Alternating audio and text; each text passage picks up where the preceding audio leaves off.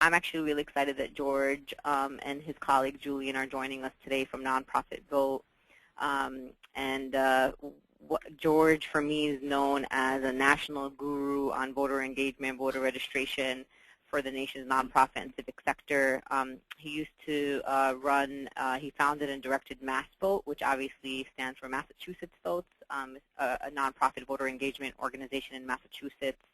And he actually started several foundations, including Haymarket People's Fund of Boston, the Funding Exchange, the Film Fund, and the Cooperative Fund of New England. So he's done a lot of work around voter and civic participation, but also through the field of philanthropy and social investment. So I think that's really interesting how that kind of all comes together. And he is the founder and executive director of Nonprofit Vote. And his colleague Julian Johansson is the director of research and technology at Nonprofit Vote. So we're glad to have him as well, and he'll be assisting George throughout his presentation. So we've actually spoken to George earlier to kind of get him up to speed at kind of where we're at and what we're looking for in this presentation that we would think is the most helpful to our members. And for those on the call who are from the national network, we're going to be embarking on our own national civic engagement initiative, moving forward towards the elections in hopes to provide some resources to our members across the network to do some voter registration and obviously GoTV towards elections. So I'm going to pass it back on to George, and I want to say on behalf of the National Network for Arab American Communities, thank you so much, George and Julian, for joining us today. Well, thank you, and thank you for joining us. And we're really pleased to be working with the National Network. As you know, we've been a close partner with Access in Detroit there in the past, and Access has been at our national leadership retreats, and you've really been close partners for the last several cycles, and its work and your work is recognized as we go around the country. We hear a lot about the work that you're all doing on voter engagement, so we're happy to be with you. Just so people know who we are, let me flip over to this slide. It's Nonprofit Vote, in case you don't already know, we haven't been to our website. It's sort of national hub of voter engagement resources and trainings through our website and through our webinar trainings, and traveling around the country to help nonprofits integrate nonpartisan voter participation work into your ongoing activities and services. There's been a lot of work on voter engagement done in the field and door-to-door on the phone, but our nonprofit agencies and service agencies really represent us kind of a sleeping giant of civic participation, where people are coming to us every day for services, and we have a trusted relationship, and that can be powerful in increasing civic and voter participation, making that connection where we are. It's about 160 days left to the election. It's coming close, but still we have the summer and fall before us, so we have plenty of time, and this is a great time to be talking about this and doing this webinar. It's going to be a very big election this year. As you know, it's a presidential election. On top of that, it's the first election after redistricting, so we're expecting a really high turnout. In fact, right now it's estimated that 50 million more people will vote this year than did 2 years ago. So this is an election coming at a time which really could be significant and change the course of the country, potentially, depending on what happens in November, and we can play a role in that. So with 50 million more voters, nonprofits have, and we're everywhere, we're in all 50 states. It's good to have several states on the phone today. That we all talk a lot about before we get into the details of what we can and can't do, is sort of why voting, and you all are on the call, so obviously you're committed to that, and it's something that nonprofits, we do for the give voice to our work and the people we serve. But also this year there's going to be lots of close elections. There's 18 states that are considered swing states for the presidential election, and 14 critical Senate races going on in many states, and states with high Arab American populations like Michigan, Ohio, Florida, Pennsylvania, and Massachusetts, and more. And really across the country there's thousands of congressional seats, state legislative races that will be decided by small margins. So it's close elections, but regardless of winners and losers, voting is just good and healthy for our communities. It's good for civic health. Voters are more likely to talk to elected officials, engage in other civic activities, have higher education and unemployment. And there's plenty of research which backs all this up, that voters are people that will be involved in our activities beyond November 6th. So the question is what we can and can't do, and that's what we're here to talk about at first, and then get into some voter registration work. But what we can and can't do as 501c3 organizations. Now here there are really a few don'ts, a few clear prohibitions that the IRS has laid down for us as a groundwork, but mostly do's. There's a lot that we can do to encourage our communities to vote. You may be familiar with the basic rule, and there's really only one rule that was written in 1956 into the IRS code by a senator from Texas called Lyndon Baines Johnson, who put this in to protect charities actually from getting involved too politicized, that we cannot support or oppose candidates for public office. So that's the one basic prohibition. Everything we know about this is really just this one rule. It's not like lobbying. There's no percentage. We can spend as much money as we want on voter engagement. We don't have the same kind of restrictions we may have with lobbying, but the one restriction is that we can't support or oppose candidates. We have to remain nonpartisan.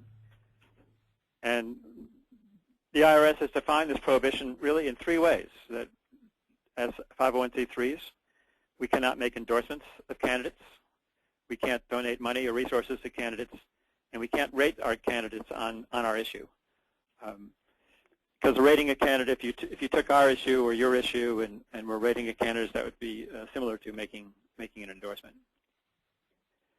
So this is really the basic can't do, and what we have to stay away from as charities and nonprofits. What's called partisan. But on the other hand, the IRS is very clear that there's a lot that we can do. The fact that nonpartisanship doesn't mean non-participation. Nonprofits may conduct nonpartisan voter engagement activities designed to educate the public and help them participate in elections, is what the IRS is. And they define four categories of that. We talk about voter registration, voter education, candidate forums, and engagement with candidates, and getting out the vote. Some people call it GoTV. So these are kind of the four big areas that the IRS says is absolutely okay for charities and nonprofits to get involved with.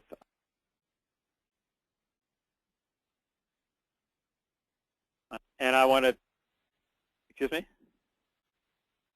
Okay. Yes, so I want to just sort of actually take for this part of the webinar, we're looking at the do's and don'ts. We're going to go through these four areas and just take a quick look at what we can and can't do in those areas. And it's mostly, again, what we can do. Voter registration is probably the most common and most nonpartisan of all voter engagement activities. The only prohibition there is we may not, when we're doing voter registration, suggest which party to join or candidate to vote for. So that's, as long as we're not doing that, and we generally don't when we're doing voter registration, that's it's nonpartisan and a safe activity. We found that for groups doing it, it's actually the most important thing is really understanding your state's rules and to do that, maybe coordinating your activities with your local election office. And to help you in that and to understand your state rules or coordinate with your local election office, we have a 50-state guide, which we'll mention in a few minutes on our site, that can lead you directly to your county election board or your state election board or your township election board. But in the meantime, under voter registration, unless if anyone else wants to sort of jump in with an idea of what the question here on what may be partisan or not, it's the one prohibition is not telling people who to vote for.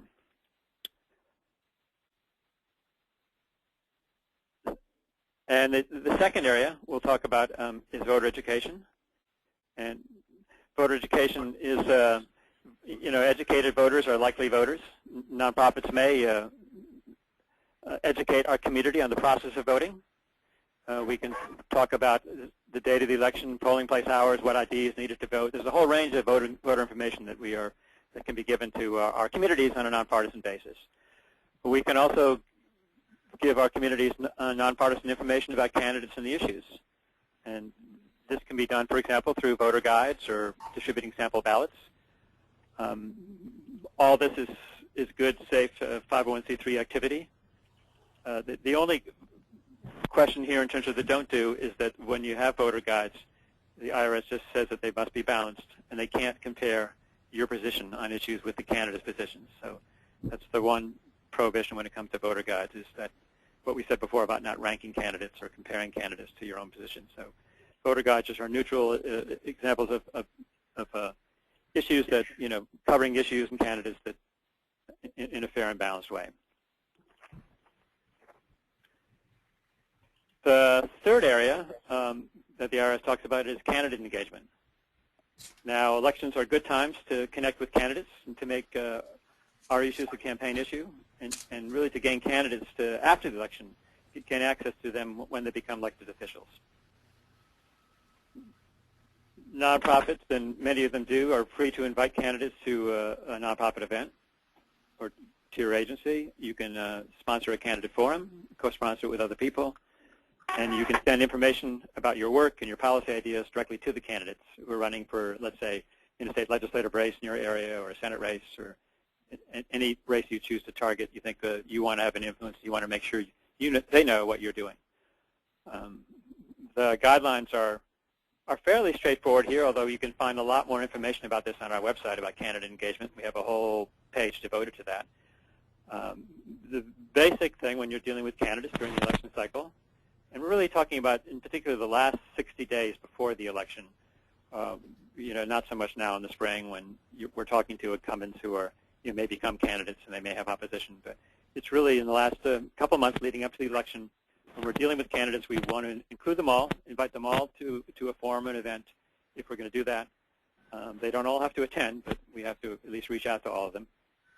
And when we have them, at an event or at a forum, we're maintaining a nonpartisan atmosphere with no campaigning or fundraising going on. It's just a forum for our communities to hear more about the candidates and from the candidates. So that's voter registration, voter education, and candidate engagement. And next big topic is what we'll be doing hopefully in September and October in a big way. That's getting out the vote. We can't, as C3s, we can't endorse candidates, but that doesn't mean we can't endorse voting. This last stage is very critical in a presidential year when there's so many people voting. It's just the margin of victory, the difference that people are registered and ready to vote. But those last few weeks will make all the difference in whether they will turn out to vote or whether they have the information they need to find their poll, to vote early, or whatever they need to help them with the election. So nonprofits, for example, can create visibility. We can make the election highly visible at our agencies and in our communications, particularly as it approaches the November 6th election. We can help people vote. We can help them vote early, by mail, and provide a range of election information, even rise to the polls. We can do get out the vote and spend the last couple of weeks contacting all our constituents. Everyone's coming into our senators, to remind them about voting on Election Day. So it's endorsing voting, just not endorsing a specific candidate. Now, of course, there's a lot more that you can do as an individual outside your agency, and the IRS has guidelines for this and what staff can do. And what it says is nonprofit staff are free to engage in partisan activities. That means working on a political campaign or supporting a candidate, becoming a candidate yourself, outside of normal work hours, sort of off the clock. When we're at work, we're representing our 501c3, so we want to remain nonpartisan, although there's plenty of flexibility for incidental discussions about partisan campaigns, which always come up, and those kinds of activities. But in general, just being nonpartisan, at our center and partisan after hours or when we're not at work. So that's what staff can do, and this is the kind of the quick, basic guide to what nonprofits can do in elections and can't do, and so. But obviously, this is just the beginning of that, and what we want you to know. If you can definitely go onto our website and visit our Staying Nonpartisan page to find out a lot of information about this. And I'll just quickly jump over to that right now. We have a page on our website. Here it is. It's called Staying Nonpartisan, and it has all the guide to what you can and can't do, nonprofit voting in elections, a bunch of fact sheets on ballot measures, what nonprofit staff can do, permissible activities checklist. These are the kind of things, and you can even go back over and review some of our past webinars and presentations on this subject. And Amira, I don't know if we have time for a couple questions here before we jump into the voter registration section, but this is sort of the nonpartisan staying C3 section. So I do have a question from Linda Sarsour. She asked, are we allowed to have partisan clubs like a local Democratic club co-sponsor our candidate forum, so as long as we are inviting all candidates? Yes, that's a good question. We wouldn't recommend co-sponsoring a candidate forum with a partisan organization. That doesn't mean that they can't help promote it and set it up themselves, but I think it would. We would advise not to be listed together as co-sponsors of the forum. With the C4 organization, we're not supposed to be coordinating with anything with the C4 political organization. Again, it doesn't mean that that club can't actively promote the forum, on behalf of let's say, some other partners that you might be working with. I have a question. I don't know, can you hear me? Yeah. I have a question. You mentioned something about rating your candidate. That's one of the things that is the nonprofits are not to do, and I find that a little bit, almost like in the gray area, because it's so hard. For example, in our agencies, we advocate on behalf of certain issues like immigration reform, things like that, and it is so hard not to rate the candidate if you know that the candidate is, for example, is against something that we are for. So how do you, I feel like this is a gray area. How do you, I understand that, by not rating the candidate, it's just a little difficult not to rate the candidate. For example, I can't go out and endorse somebody who is not going to vote, with immigration reform. Right. George, well, sorry. Yeah, someone else want to say something about that? Yeah, so if you had, for example, some sort of, whatever it is, a brochure or a candidate informational guide or whatever, and you had, for example, the top 4 issues are, immigration, economy, foreign policy, education, healthcare, for example, and then you were able to then say under each one and all the candidates running for that particular seat where they kind of stand or what voting record they had in those different areas, that's okay, right? Yes, that's the kind of thing you can do. Is just make a guide that lays out the positions of the 4 different candidates and just has a short statement from them, and you can publish their position on an issue. But you want to keep it, when you put out a guide like that, you like to cover a broader range of issues, 3 or 4 or 5 issues. Yeah. So you can't say one single issue. Yeah, so you can't say these are the guys that are good on this issue, these are the guys that are bad. You can just say what each one says and let people determine that for themselves. Right. You just can't say exactly the good or the bad, or at the very bottom saying, my organization takes this position. So we don't have to say that. Because our organization, we wanted to make similar, I think, to what the previous person said, a checklist, so how they voted on certain pieces, and so it would be a list of all the candidates, but obviously some of them are going to look more favorable than others, but that wouldn't seem like a rating, correct? Right, as long as you're publishing sort of information on all the candidates and doing it on a number of issues, on 3 or 4 or 5 issues, not a single issue. That just makes it safer. It's better not just doing it on a single issue, where it sort of it turns into a de facto endorsement, but really having 3 or 4 issues, and you can put their ratings or say what their positions are. And remember, throughout this process, if for elected officials, you may still be lobbying, so that you can still be advocating for people who are currently in office. Certainly you can rate them and lobby them and take strong positions for and against incumbents if it's an issue that's at stake during the campaign, or if there's legislation pending. So you can continue your advocacy with existing elected officials. When it comes to people treating as candidates, then we're talking about what we just talked about, making sure it's representing the opinions of all the candidates on 3 or 4 issues. Okay. Is there any more questions? Yeah, this is Alex Isaac. Hello? Yeah. Yes. Yeah, there was a question, I think Linda Sarsour suggested or brought up the question about Democratic club or thing. The way we handle it for the last few years here is, although we're very active, let's say, in a political party, but when we did the forum, we made sure all the candidates, they were actually invited. The facilitator, he was a neutral and credible person. And finally, that we definitely collaborate, such as like League of Women Voters, NAACP, Right. and a couple more people. So, and we didn't think we had any problem.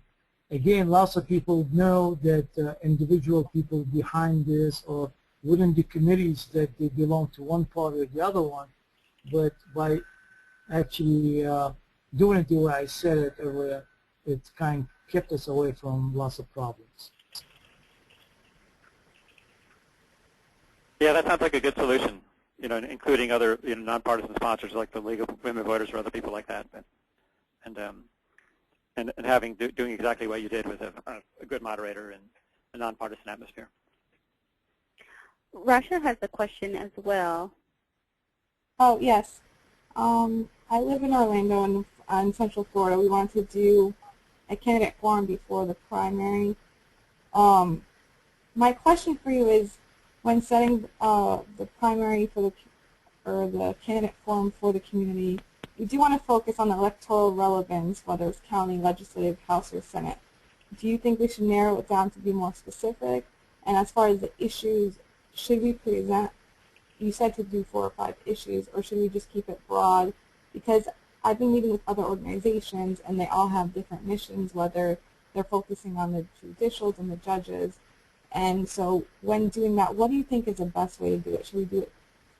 Should we narrow it down in a more focused issue, or should we make it more broad and include as many nonpartisan, not 501c3 groups? Or what do you think for the Arab Muslim group, if we were to do it? Yeah, it's, so the question was that whether you could, whether you should be targeting a number of races for the forum, or just focusing on one race? Should we keep it local? And then targeting how many issues you want to include? Yeah. Exactly. Well, I'd say in the first question, you know, most candidate forums tend to target a single race for a state representative or state senator or a judge or something. It's generally, you can combine a couple, but then it might start getting unwieldy in terms of the amount of work that it takes and the recruitment and making sure you invite everybody. But generally, it's done on one race, so you could. But that's something. It doesn't have to be. You could include a couple of races. But in terms of the issues, it's at some point it's good to limit the number of issues that are brought up, so that you want to figure out who your most strategic partners are going to be and who's going to bring the most people there, and who. But I think that the tendency to get candidates there is to focus on 3, 4, 5 issues. Or maybe all one general issue, let's say, immigration or something like that, and then that could be 4 or 5 topics within that issue. So I don't think you can't please every single partner in terms of the issues, but I think you can please most of them by keeping it a little bit focused. But these are just these aren't nonpartisan guidelines as much as strategically how you might want to set up a candidate forum. And so when you when we do set up the content of the letter, that when we are inviting the candidates, should we include the issues in it, or should we just keep it general? Or should we keep it general, then you go from there, and then you are able to detect which issue you want to target after the fact? Or should we go into it when you do invite the candidates in there with the letter, you want to include what issues we plan to target, right? Yeah, I think you want to include at least a sampling of the issues that will be targeted at the forum. And that can change. And the groups that are doing it, too. So, anyone else have something to say about that? Or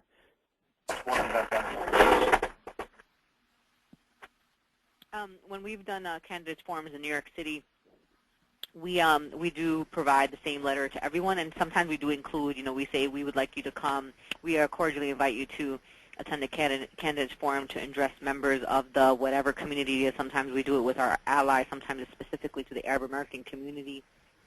And we say, this community cares about 1, 2, 3, 4. So we don't tell them what it is about those things we care about, but those are kind of our, issues that we're hoping to address, and which gives the candidates opportunities to prepare some kind of remarks that are directed at those issues, because you could keep it broad and they can just come say whatever they want, but I think it's important for our community members to have informed decisions on the day of Election Day, to hear what candidates are saying about the issues that we think our community cares about. So you could, I mean, I don't know, my understanding is you could mention them without mentioning your position, to say these are the things we care about: law enforcement accountability, immigration, racial profiling, the economy, and then let them come and say whatever they have to say about those things. Great, thanks.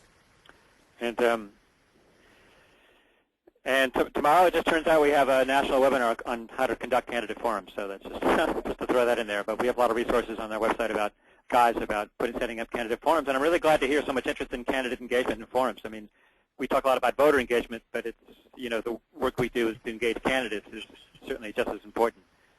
So but it's maybe on to your get back website. to the topic of vote, we can take maybe one more question here. We should get back to the topic of registering the other topic for this form of voter registration, getting people registered for the election. But is there another question before we jump into registration? I don't think there's any more. Well, we'll go ahead. Okay. Yeah, I'm going to turn it over to Julian, who's going to talk about our nonprofits doing voter registration. Here's Julian. Great, thanks, George. So I'm going to expand a little bit on what George had to say about voter registration earlier, and I just wanted to start off by saying that, as George said, this is a really exciting election, the 2012 presidential election. George mentioned that 15 million more people will be voting in 2012 than did in 2010. And that number includes about 15 million people who are new citizens or who have turned 18 since the last presidential election. So that represents a really amazing opportunity for us to help those people get registered to vote and to turn out at the polls on Election Day. So one good piece of good news that I wanted to start us off with as well was that according to the U.S. Census, 9 out of 10 registered voters turned out to vote in 2008. So that just goes to show how important voter registration is to turning out our communities. And really, once you've helped someone to register to vote, that's half the battle. So that's something to keep in mind as we move on. A couple things that you want to keep in mind when you are thinking about voter registration is that there are really two approaches to registration. The first is to simply promote voter registration, and the second is to conduct your own voter registration activities. When I'm talking about promoting voter registration, what I'm talking about doing is making sure that members of your community know the voter registration deadline or know where to obtain a voter registration form. And you can help to help them get that information using your communications, using your newsletters or your social media, making announcements at events, in classes, in a training setting, by putting up a poster in your lobby. So that's one approach to voter registration. What we're going to concentrate today on is conducting your own voter registration activities. And here I'm talking about tabling in your lobby or integrating registration into your services, holding a registration drive, things of that nature. So when you start to plan your voter registration activities, there are a few things you need to keep in mind. The first is that you're going to need to designate a staff person to take the lead. This is the person who will be responsible for getting forms from your local election office and for returning completed forms in a timely fashion to your local election office, and then numerous other logistical details. Another point to keep in mind is that you're going to need to have buy-in not just from your ED and senior staff, but from all the staff and volunteers who will be involved in your activities. A third point is that you're going to want to think about the types of activities that you can engage in and when and where you'll do that. So that includes considerations like, are you going to focus on single-day events? Are you going to do a registration drive that spans a couple of months? Are you going to focus on activities that take place in your agency or outside of your agency? And we'll talk more about that later on. Another point to keep in mind is the kind of training that your staff and volunteers will need in order to assist people with registering to vote. And we'll talk in more detail about that as well. But those are just a few of the things that you want to think about as you begin to plan for your voter registration activities.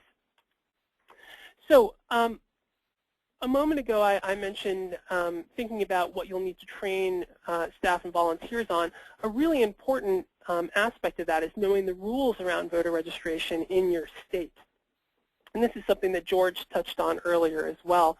The most obvious example is knowing the registration deadline in your state, but also knowing something about registration eligibility requirements, especially as they regard ex-offenders and people experiencing homelessness. So, for example, in many states, someone who has completed the terms of their sentence after being convicted of a felony is free to re-register and vote right away. Other states are more restrictive, and that's going to vary state to state. So that's something that you might want to contact your local election officials to ask them about. You can also learn about that through our website, and I'll talk about that in a moment. Homelessness is another example. Your local election officials may have some advice for you about how they prefer for you to go about registering people experiencing homelessness. Of course, homeless people can register and vote. There just may be a particular way that your local election official would like you to go about doing that. Another area to think about is getting and returning forms.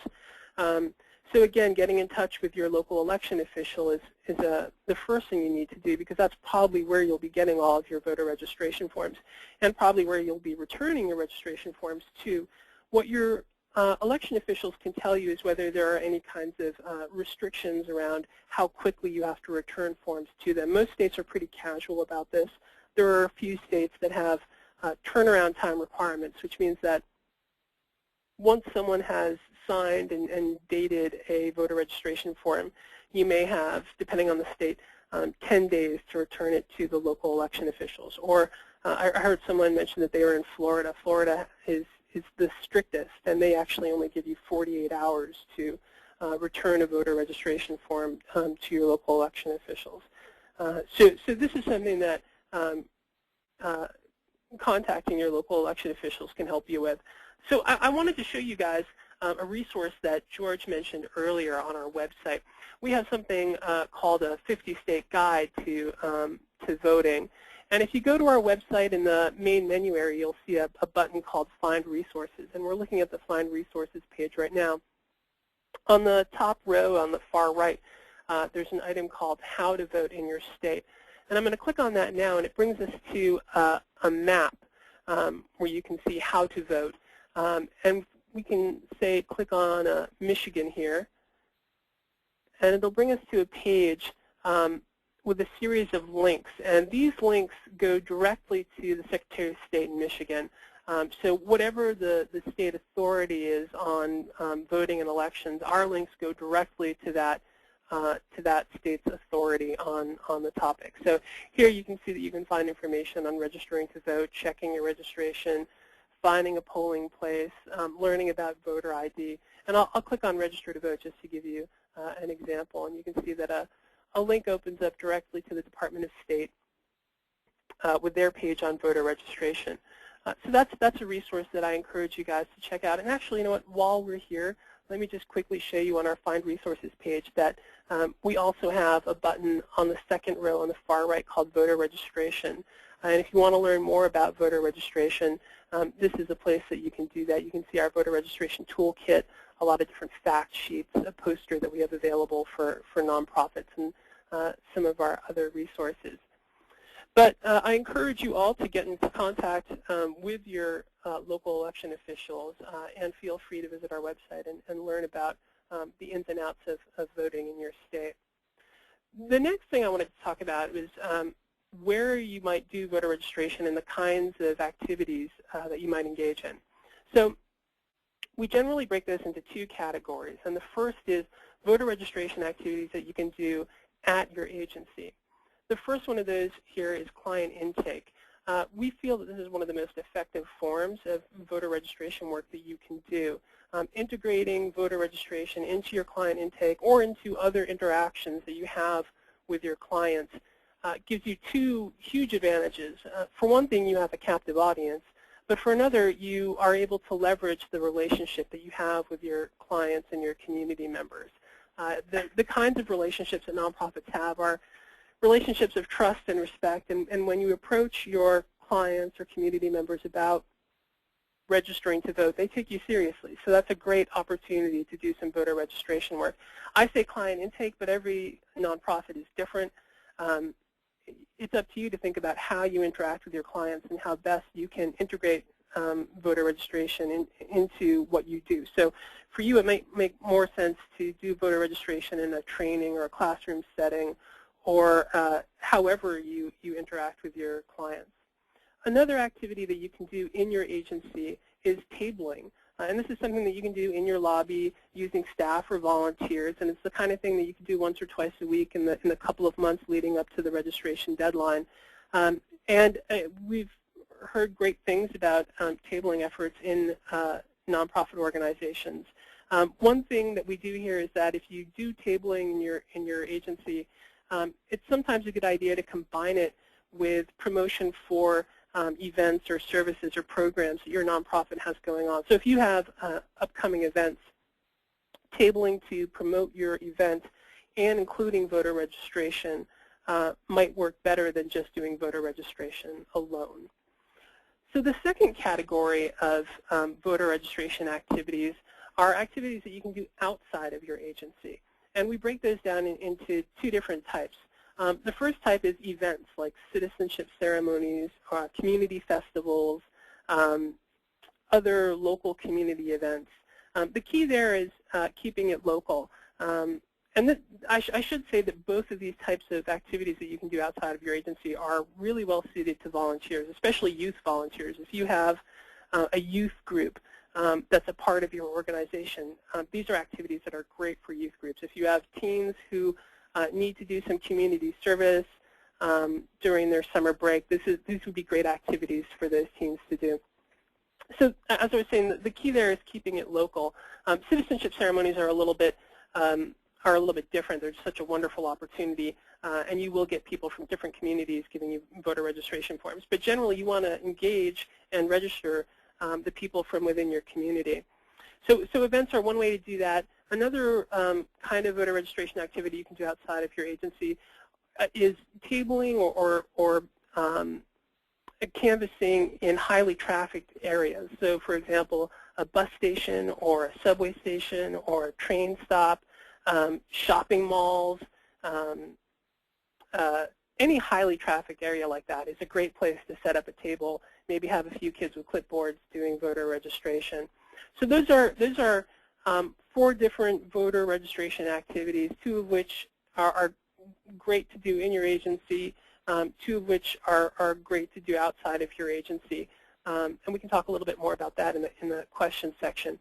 But I wanted to move on right now and mention one particular activity. Speaking of events, there's an event called National Voter Registration Day that's going to be held on September 25th this year. It's a new effort by a coalition of groups, including the League of Women Voters and Voto Latino, to bring together nonprofits and businesses and private citizens to really focus on voter registration on September 25th. There is a website here, nationalvoterregistrationday.org. I encourage you to go visit that website and to sign up. In the coming months, you'll get emails about materials and different resources that are going to be available. There's going to be a poster and a registration kit. So I encourage you to check that out. It's going to be a really great event and a great way to do a single-day voter registration activity before the deadlines in the various states. All right. The final thing I just wanted to talk about was the need to think about how you will recruit volunteers to do this work and the kind of training that you'll need to provide. This is just a general reminder to nonprofits who sometimes want to include volunteers, but need to think about how they're going to incorporate any kind of training into their volunteer activities. So, when you're doing tabling in your agency, when you're doing tabling in the community, it's always a good idea to have someone there who can answer basic questions about voter registration in your state, or who can at least direct people to a more authoritative source, whether that's a phone number or a website or something of that nature. So I think that's where we'll stop for voter registration. I wanted to give one final plug for our website. I encourage you guys to check it out. And if there are questions that you have that we don't answer for you today, or that come up as you're looking at our website, you can also feel free to email either George or I, or give us a call here at Nonprofit Vote. And let's take some questions about voter registration. Do we have any questions, Amira? There wasn't any questions asked, but I have unmuted people. Is there anybody with any questions? I just wanted,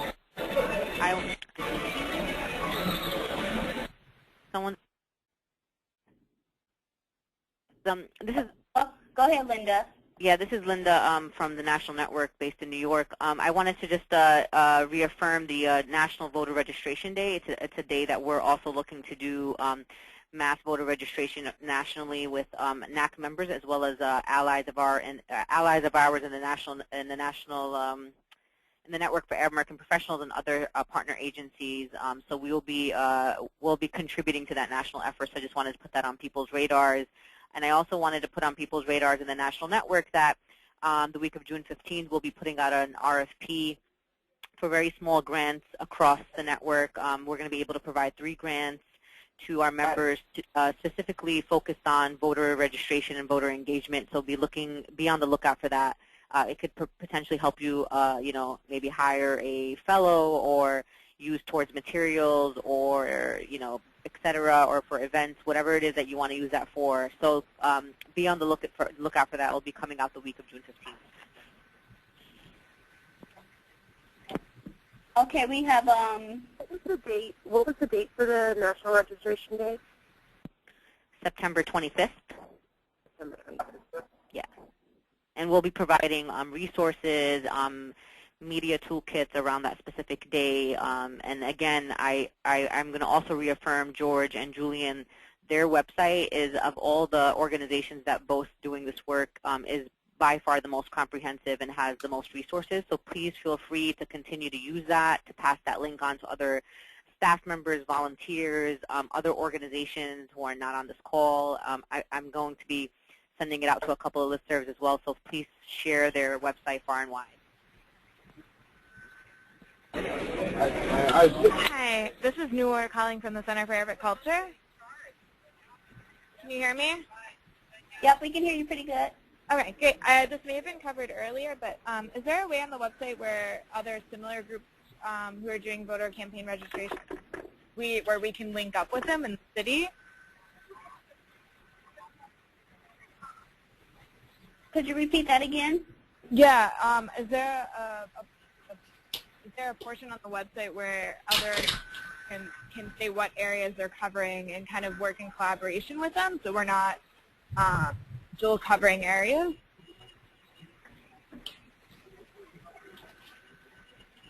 Are you referring to our website or for the NAC.org website or the Nonprofit Vote website? Julian or George?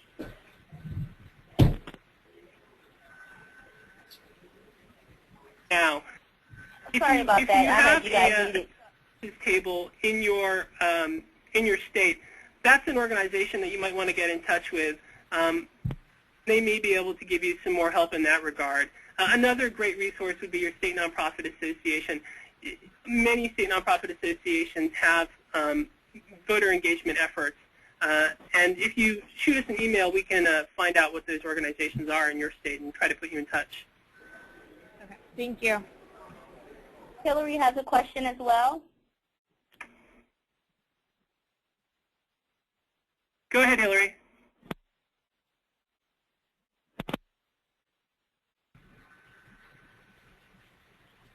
Okay. Well, she's not muted, so Hillary, is Hillary on the line?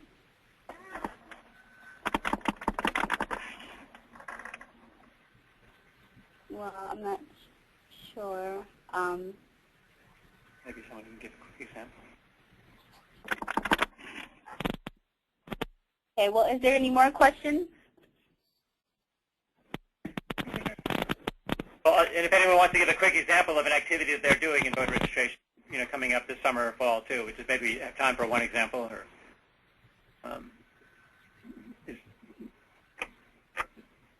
is anyone that's do we have time for someone to give an example, or should we just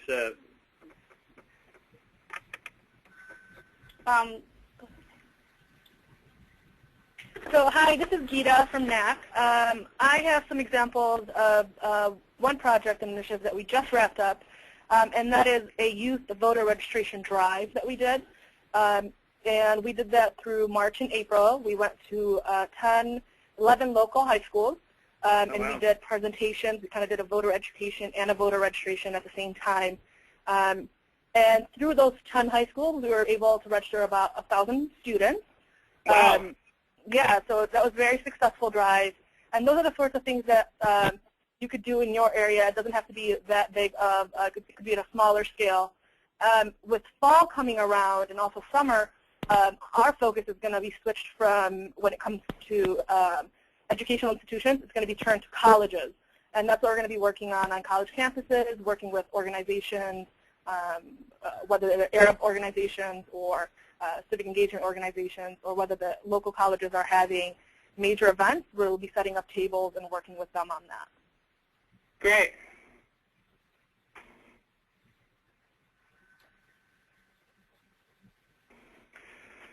Well, that's great. As we said, 9 out of 10 people who are registered will vote. So every voter that gets registered is creating a voter. So that's fantastic. I'd also like to provide another resource for people. I know that the Arab American Institute is on the line, and they're in some of the states where our national network members are, they're interested in partnering with our national network members to provide stipends towards fellows who would be focused on voter registration from now until obviously whenever the deadline is for voter registration, and even those folks to be working towards election time. So for folks that haven't connected with the Arab American Institute, please let me know, and then maybe we can help facilitate the process for folks to get these fellows. I mean, you can hire the fellows yourselves. They can be people you know, and AAI would provide the stipend towards those fellows. So that's another resource, is to add another person on that can be doing this work from your organization.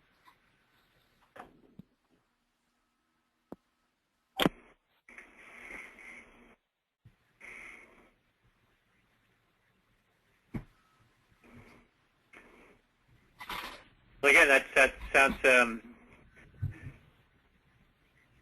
great, and we're as Julian said, if you email us, we'll try to ask us. We have free posters and things like that. We can get some for your organization, and we'll have more coming out this summer. We'll have Vote November 6th posters in different languages, and so buttons and things like that, which are great for volunteers to wear while they're doing the registration. Something simple, it's nonpartisan. It just says Vote November 6th. And again, materials which you can use our own, or just adapt it for your own use.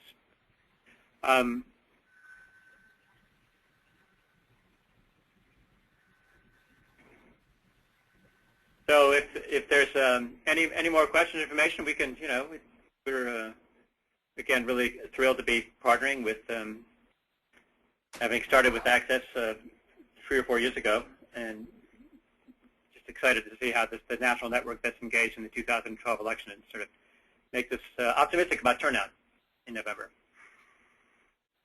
And if people would like to contact AAI, they can contact Emily at EMANNA@aaiusa.org for more info on the fellowship.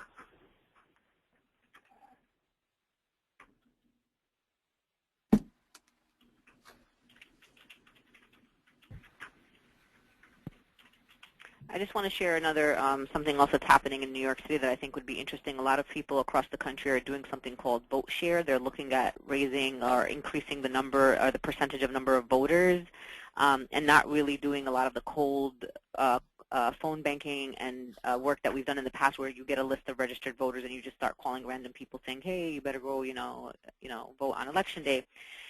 What the model that's found helpful is that when your organization or your volunteers are the ones that registered these voters, and you're able to collect that information of the voters that you've registered, it is more likely that the people you've registered to vote, and when you contact them again around election time, that it's more likely that those people that you've had physical contact with and you're the ones that registered them to vote, to call them back and say, "Hey, Arab American Heritage Council registered you to vote 3 months ago. We're just calling you back to remind you, don't forget to go to Election Day on November 6th." They've found that model work really well nationally, that you actually have a higher turnout of voters based on that type of database of people that you've registered to vote. Another thing that's helpful that we can also help you with, and I really want people to see the National Network staff as a resource, and obviously also Nonprofit Vote as a resource, to connect you with people already doing this work in your area. There's a lot of state civic engagement. I don't know what you want to call them. Some of them are called, like in New York, ours is called the New York State Civic Engagement Table. Some states it's called State Voices. In some places it's called Nonprofit Vote or Mass Vote. So it's different. The names are different across the states, but in general they all do generally the same thing. They convene organizations across the state that are interested in voter engagement, voter registration, voter education. So if you also need to be connected to those folks, please, again, I'd reaffirm that you reach out to us so we can connect you to those people who most often also have resources to help move your work forward. And not to plug in our community anymore, but we are a very interesting community, and a lot of people want to work with us and want us to be included in their work. And most often we're not at the table, so they don't have Arab groups on the table, they don't have Muslim groups on the table.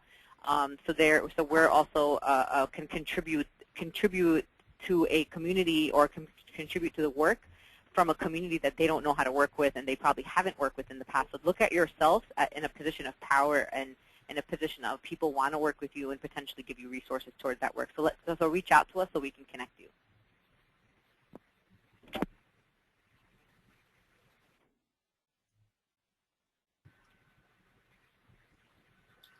All right. And just kind of want to plug in that this webinar is being recorded, so we will have audio and the PowerPoint presentation in video format, and I will kind of send that to you guys just to kind of keep on hand. Are there any more questions?